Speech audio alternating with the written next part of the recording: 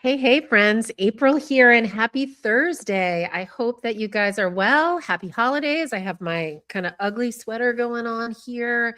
I'll tell you what, my kids think it's ugly, but I actually really like it, to be quite honest, between you, me, and everyone here. So welcome, because it's comfortable. So I just wear it all the time in the house during the holidays. Do you guys have an extra special holiday sweater that you have that you like?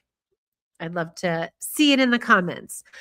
All right, my friends. Well, we are in our final live stream of the year. I appreciate you all being here. And I'm sorry that I had to push it till this week. I had a family emergency come up over the past 2 weeks, but I'm looking forward to the holidays and looking forward to some family traditions and spending time with my husband and my kids and my dogs. And I hope you guys have some great plans too.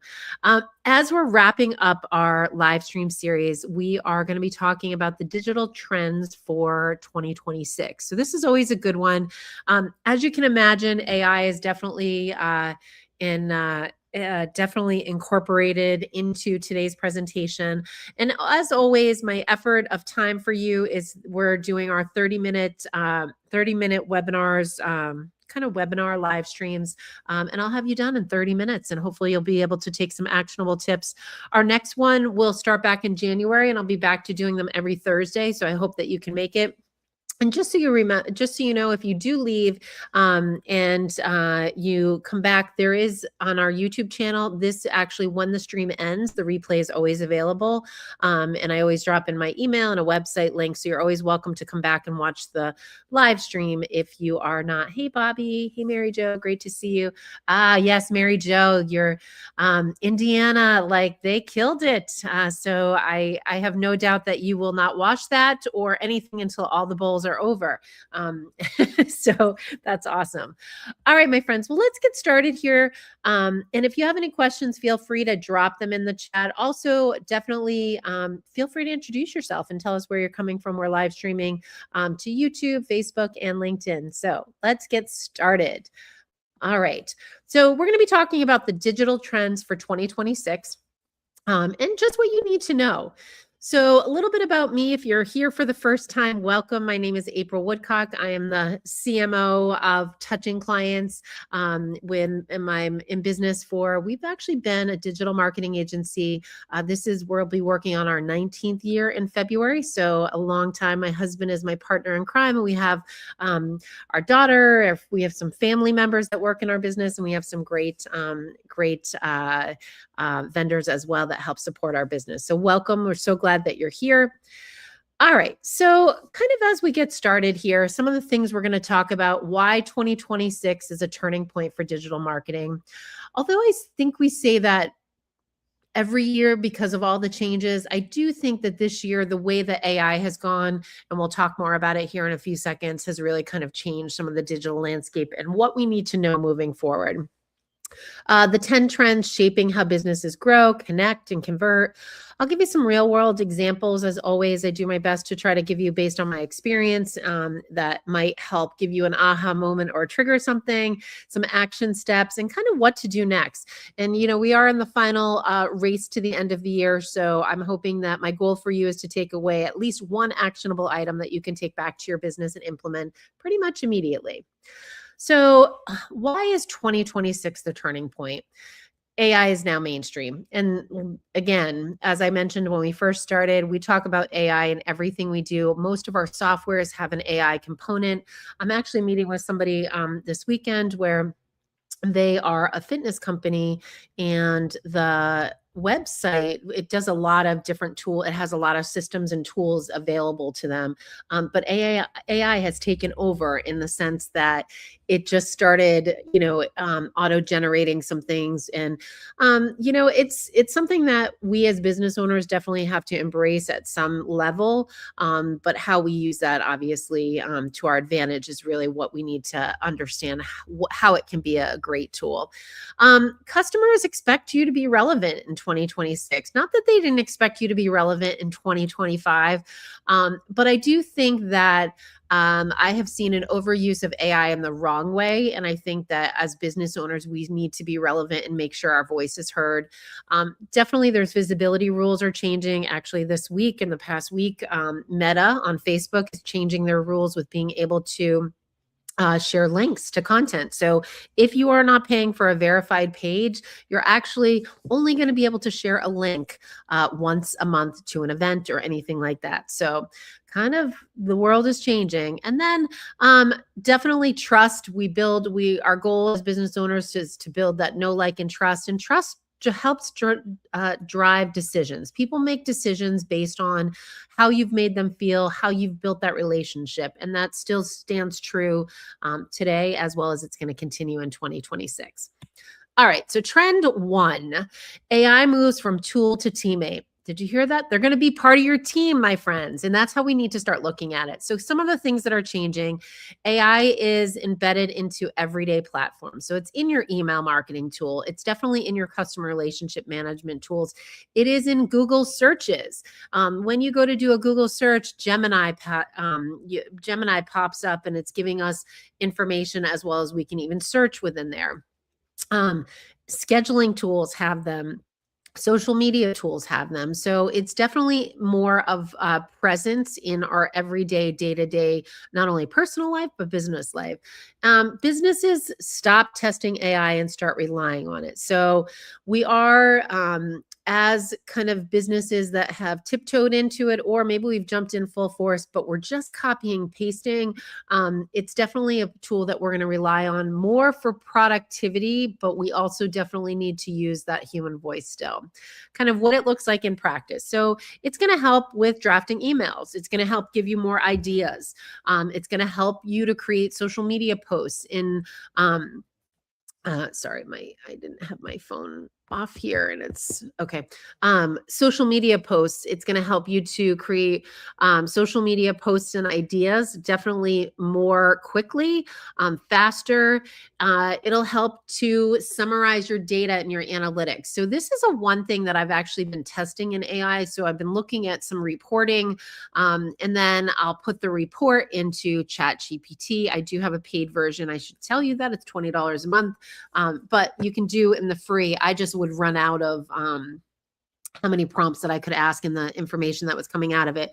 But what I like about it is that I put in my report. I loaded a PDF report, or I've put in a link, and I'll ask it questions like, this is the data that's important to me.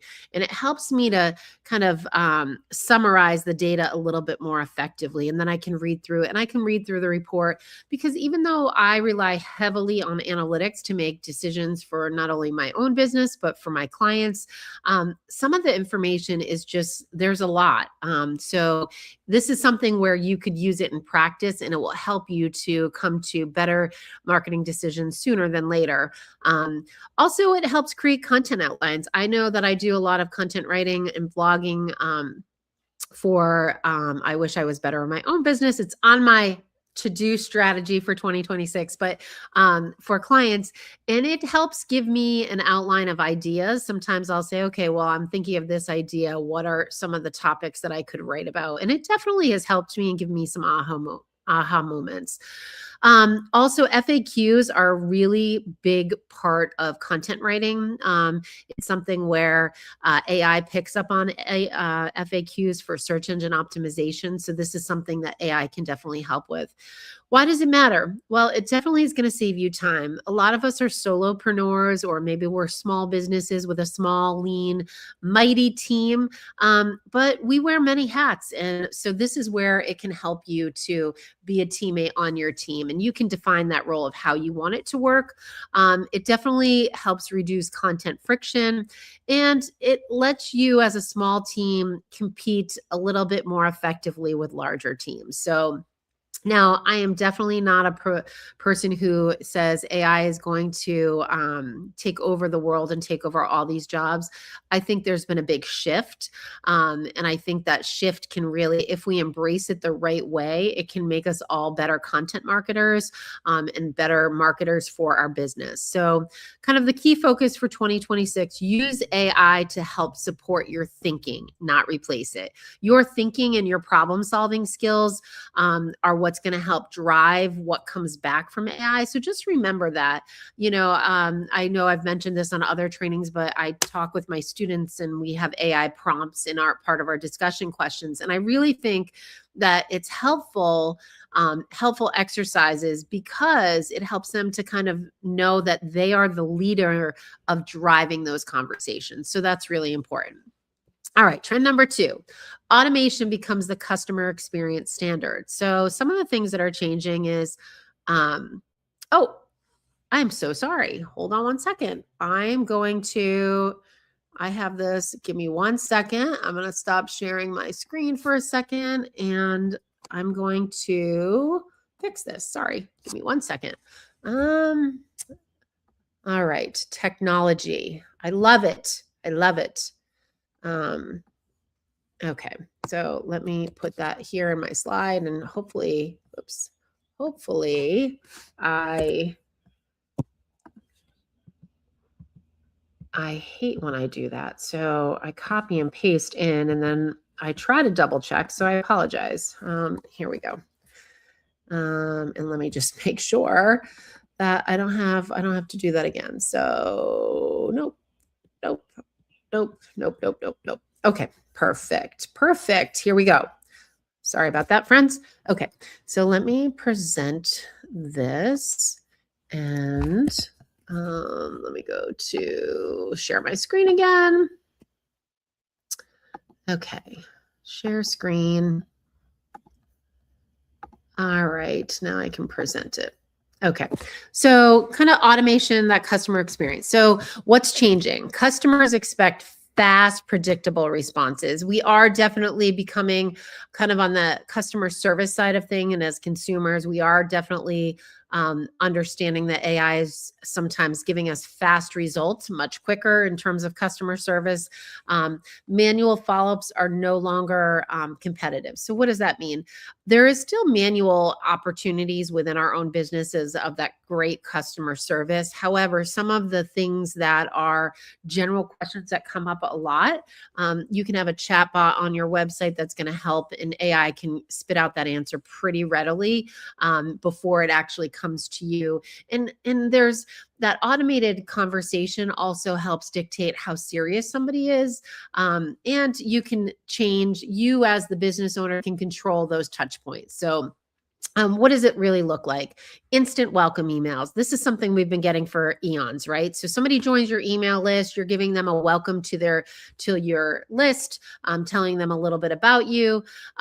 Or it could be automated booking confirmation. So somebody on your calendar, they click a time, it's automatic. We've already been using these tools, but they're just something where people are expecting it now. They're used to it, so it's not something that's annoying, I guess I would say. That's the best way to put it. Post purchase and post sign up sequences. This is where you really need to focus on. So if somebody signs up for your lead magnet and they get a welcome email, and now there's maybe a short nurture campaign where there's automated follow-up emails that are kind of, maybe it's dialing in more to that lead magnet, or maybe it's dialing into telling more about your organization. If they take action, maybe then there's a automated trigger that's saying, hey, April, it's time to call this person or reach out personally.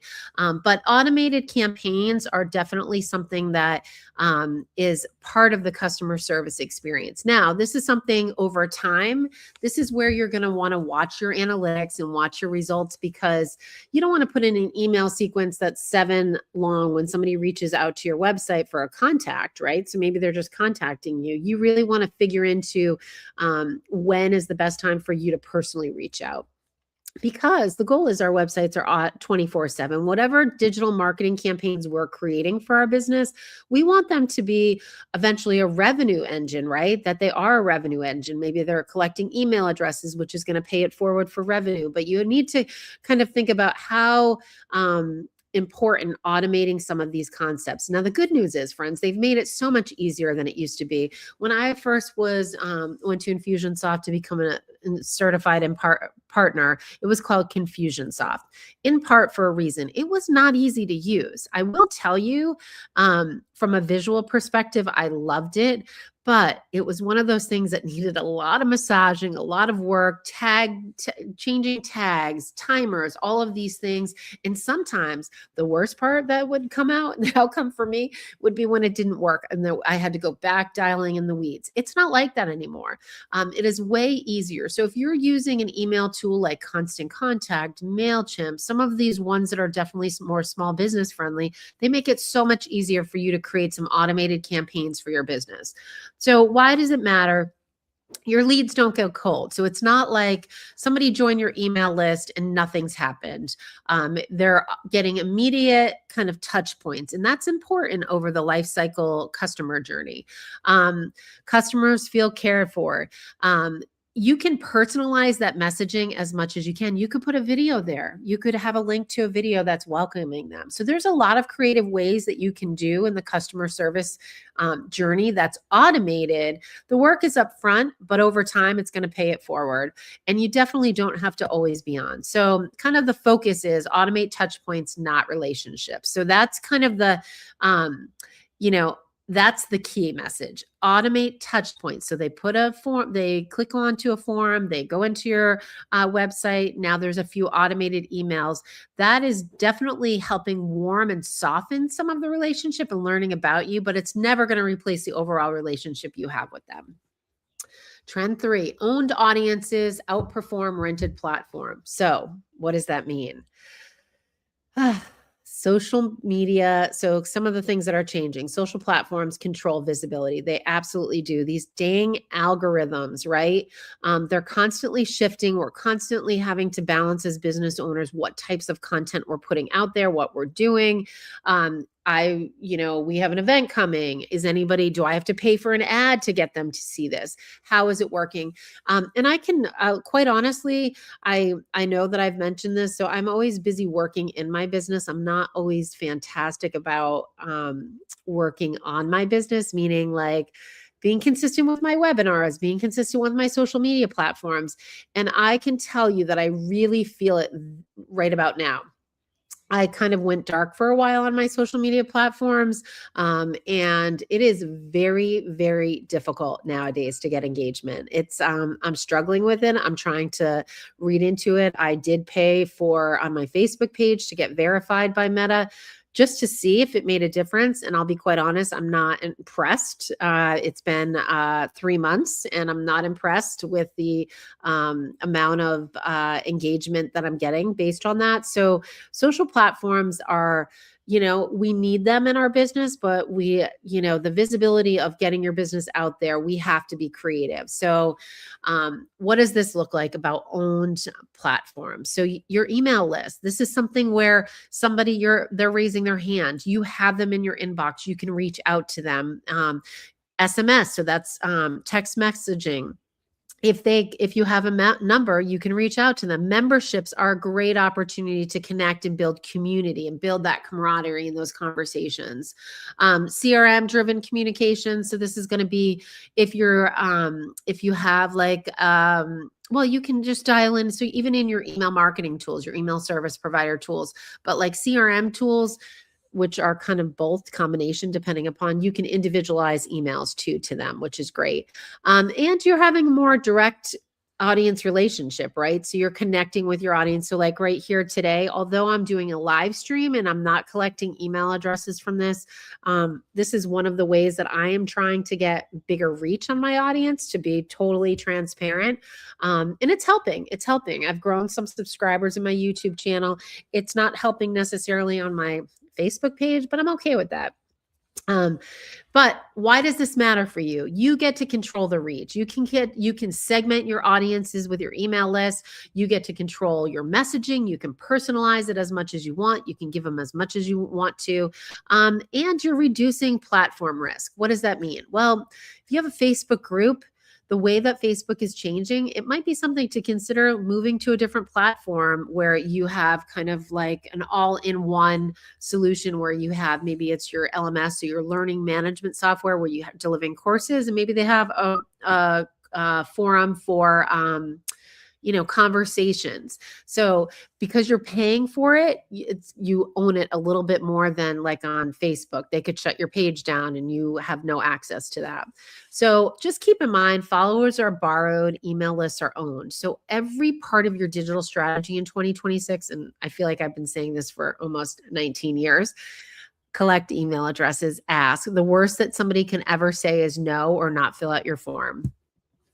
Trend 3, personalization must be transparent. So what's changing? People expect you to be relevant. People demand privacy clarity. Like, what are you doing with their data? What are you doing with their information? So what does this look like? Preference-based emails. So a lot of times when people sign up for their email list, they'll put them into kind of the general newsletter list.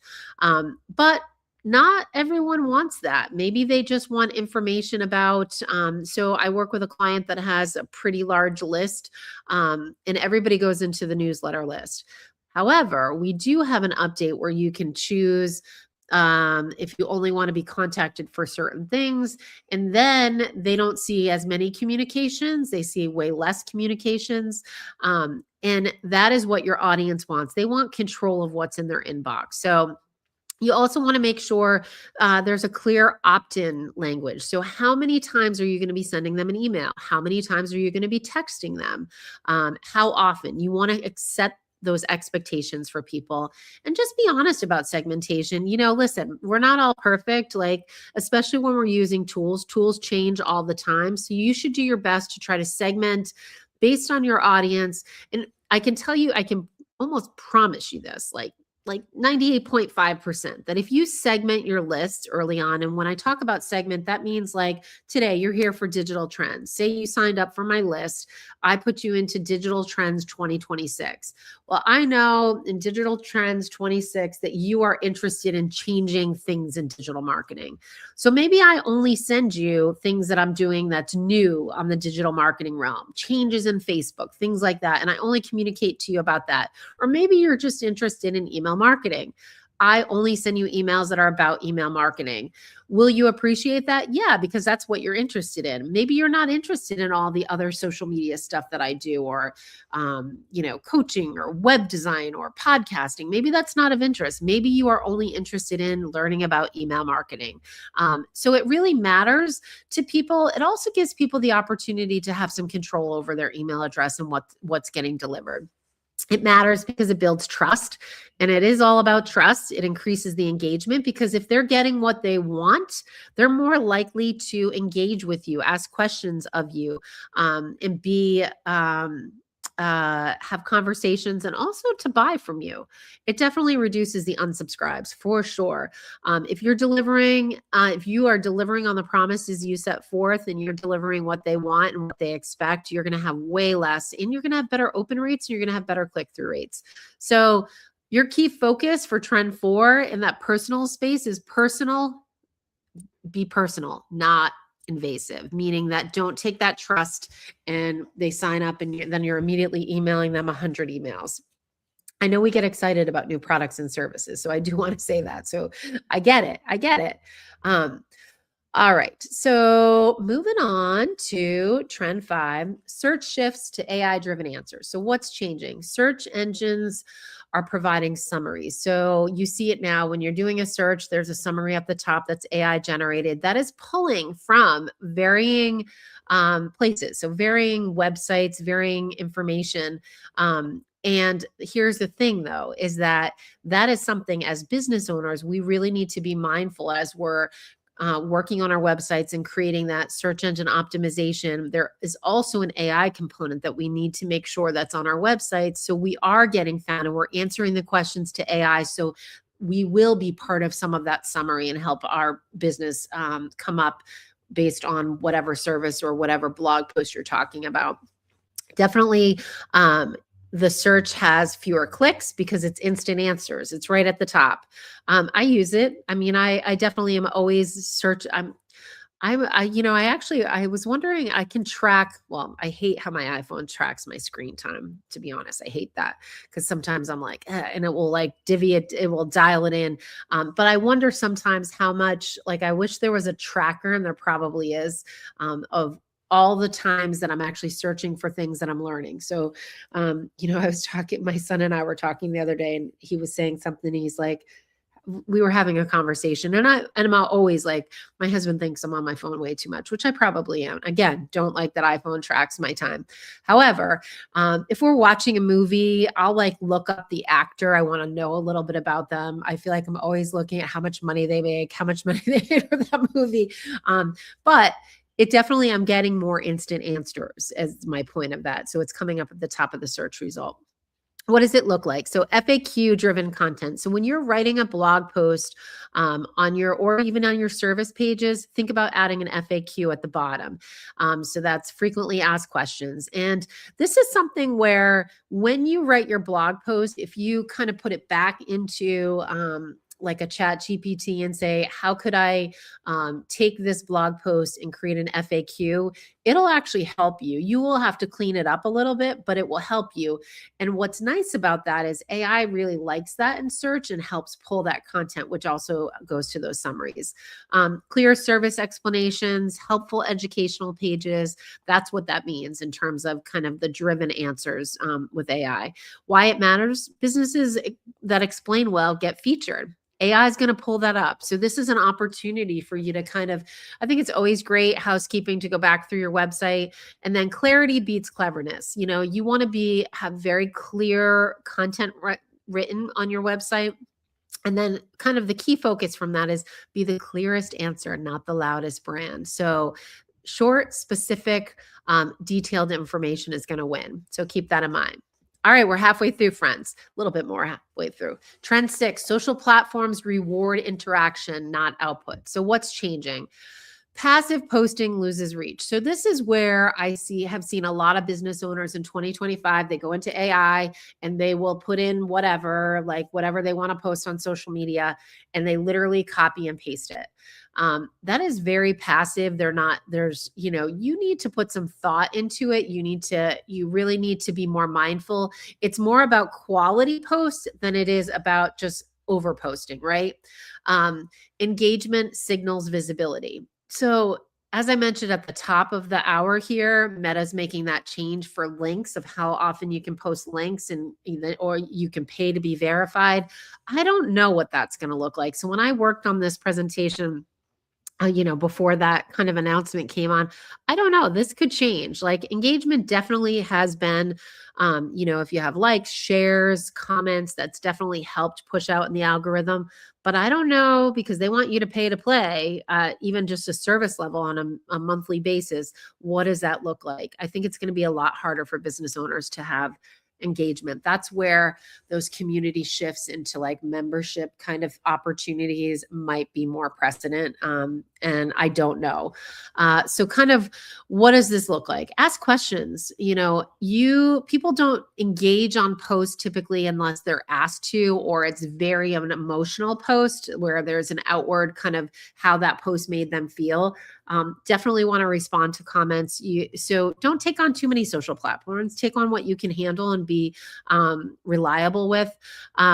Share your experiences, insights. So be true, provide clarity. If something happened that you want to share that people can take to you, they can relate to it, you're going to get more commentary and more engagement. Now, I'm not saying you have to air like your whole personal life, but I think that it makes us human. And that's where we need to remember AI is a support tool, can help us kind of massage some social media posts, but it's not that human element. Only you can add to that.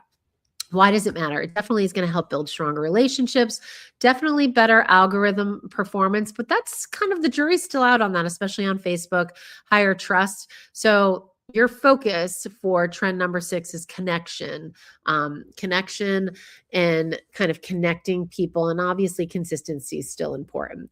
So I definitely try to keep you to 30 minutes, but I'm a yapper today, so I'm apologizing. You can come back to the replay later, but I still have a few more trends, friends. So trend 7, email. It evolves into a relationship channel. So what's changing? Fewer emails, better content. So again, kind of the same with trend 6 when we're talking about social platforms. It's about the quality, right? So what's changing? Again, fewer emails, better content, more segmentation, less blasting. So this is where you're more dialed into your audience and people will appreciate it. It will be a little bit more work on the setup. So I don't want to like say, oh, tools are way easier to do this now. It's way easier for you to be able to do these things. However, it still takes time on the setup. But once you get into a rhythm of the setup and you have a foundation, what's great about this is that you can have a master template and you can copy from it. It makes it a lot easier. And then you can just change a few key components. So what does it look like? Educational newsletters. Now, educational newsletters should have information and drive traffic back to your website, which is the hub of kind of your business card. Onboarding sequences. This is something where members and community appreciate this. So where do I go to find this? If somebody's signing up for, if somebody has a product like and they purchase from you, you could have an onboarding email sequence that talks about the product, how to, maybe it's a link to a manual of the product, or maybe they're joining your membership platform. This is key, where I have learned the hard way in certain circumstances where that automated email kind of nurture campaign, if you can be transparent and give people the information they need upfront, it helps with less customer service on the back end. So event follow-ups, following up from an event is key. It's not always easy in certain circumstances. So like, this is a live stream. Again, I'm not collecting email addresses. Sometimes I have a guide, people will sign up for it and then I'll send that out. But unless you're collecting an email address, it's hard to do a follow-up. So when you have an event, always think of ways that you can have a follow-up to. Why it matters. Highest return on investment channel. Email is still the number one choice of communication. People will give you their email address before their phone number. Phone numbers are still relevant. So if you are using text messaging, guess what? They give their phone number. They still have to give their email address. So even if they opted out of the text messaging, you still have an email. So it's also a strong trust builder.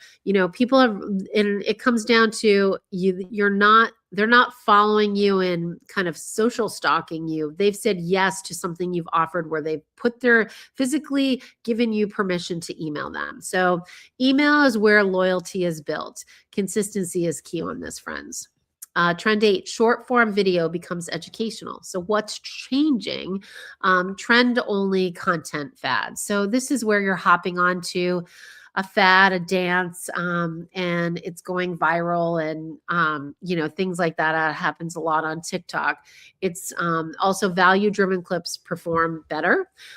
So what does this look like? Quick tutorials. You're going to do short-form videos with quick tutorials. A tip. I go back to kind of. I used to have a video blog called Couch Talk, and it was like under 15 minutes. But no, it was less than that. It was less than that. It was like, I don't know, 5-minute clips. Even that's probably too long, but it's something where it helped me realize I had been looking at my YouTube channel, how valuable that was, because what I would do is, I'd have kind of my intro and then I would be like, here's 3 tips for a great subject line, boom, boom, boom. And that was the video. And those get a lot of reach. And that's something where you could do a quick tutorial where it's just tips, or maybe it's just showing how to navigate one piece of an iPhone, whatever it is you're an expert at, that's something to consider. FAQ answers. So answering your FAQs, frequently asked questions. You know what people ask you all the time. What's a common question? That's a great thing to answer. Or maybe you need to put it out to the universe so they will start asking more questions. Behind the scenes insights. So that's not always easy when we're a solopreneur because we are working in our business. So, but behind the scenes could be something where your midday walk. It could be how you get ready for the day. So you can do some very short creative. Think about it this way: when these type of videos help create that emotional connection. I work with a client that I've only met in person 5 times. We've been working together 8 years. We do a lot of video calls. We do a lot of conversations. People don't necessarily need to meet you of course, it's such a huge benefit, right? To meet somebody in person, but they don't necessarily need to meet you in person nowadays before you do business. So just keep that in mind. Why does it matter? It's definitely a fast trust builder. Because you are on video, they see the whites of your eyes. You are a human. And I know there is a lot of AI video out there. There's a lot of these tools and aggregators that will do AI video. I do think you still can tell the difference. I personally, will it get to where you can't? Possibly, but I would encourage you to use yourself. People do business with who they know, like, and trust. We are all human. And I think it's more personal. Like, AI is not going to, I don't believe, take over your mannerisms. So like, I talk with my hands sometimes. Sometimes I'm looking at the screen. Sometimes I'm not. Sometimes I'm rolling my eyes. I don't think AI is going to be able to do that. Anyways, so human connection and then higher retention rates. So key focus: teach something small, clearly, and often. So in your content plan of delivery, think of ways that you can do short form video. And here's the thing: you might be able to just do a live stream, and I could take each of these trends and make it a tip if I wanted to, if I wasn't yapping away here like I am today. So trend 9, repurposing becomes a core growth strategy. So what's changing? Content creation fatigue rises. We are definitely we have seen since AI came onto more relevance in the past year and a half, that there is so much more content out there. Because again, people are just going in, they're not necessarily they're copying, pasting things. I saw a post last night from someone, and clearly they used AI because it said before, at the top of each paragraph, insert name or insert this. So they copied and pasted. So it's just, the fatigue is rising.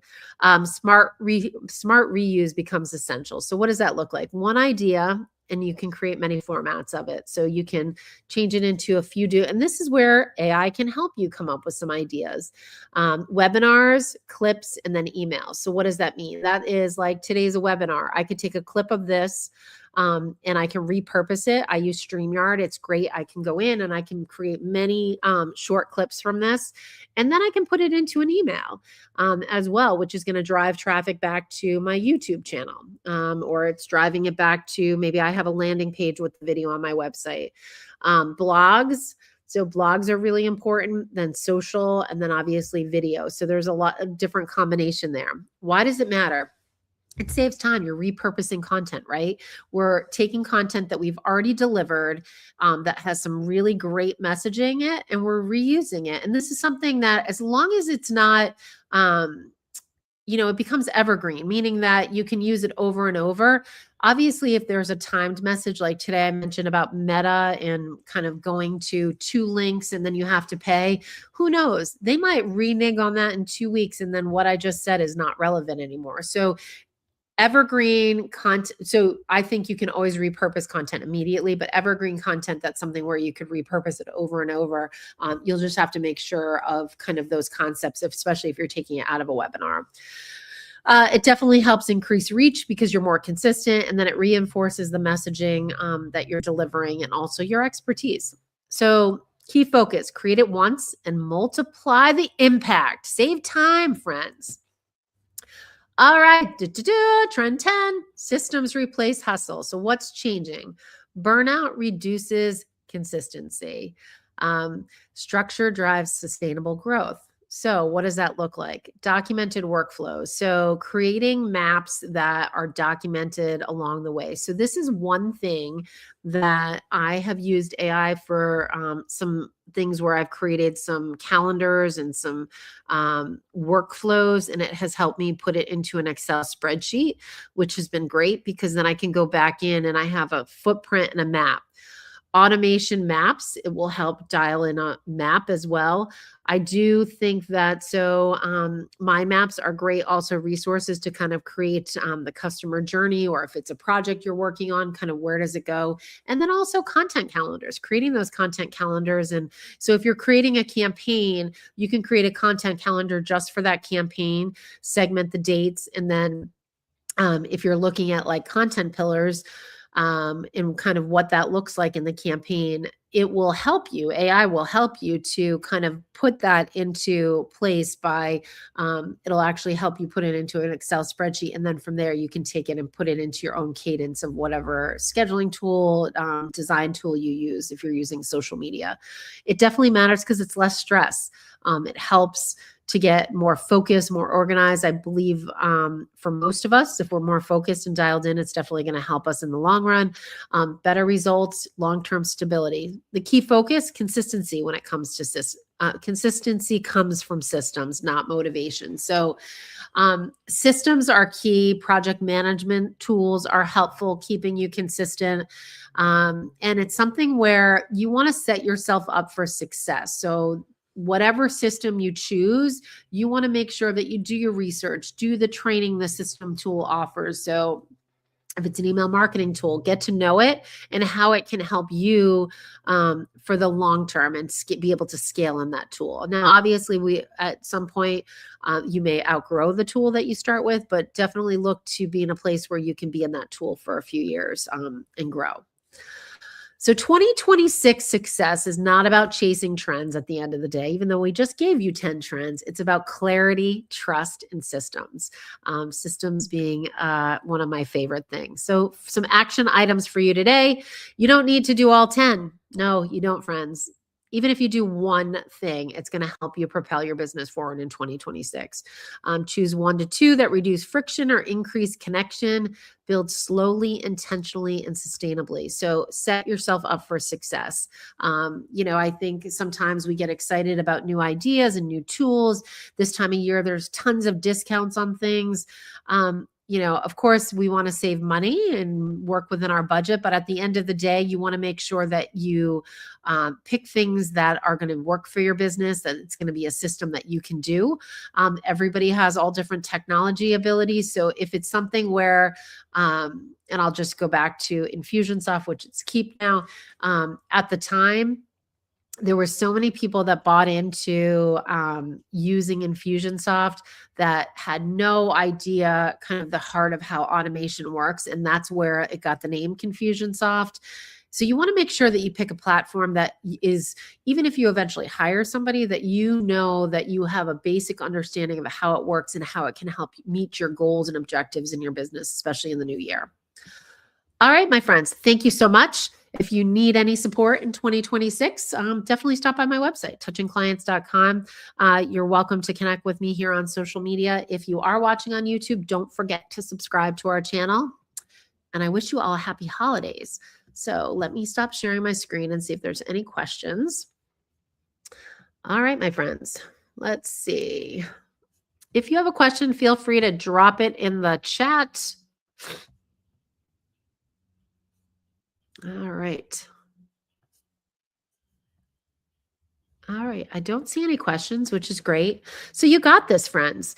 2026 is going to be a fabulous year. And I wish you all a very happy, safe holiday season. I hope that you get to eat lots of great food, see lots of great lights, and spend it with the ones that you love.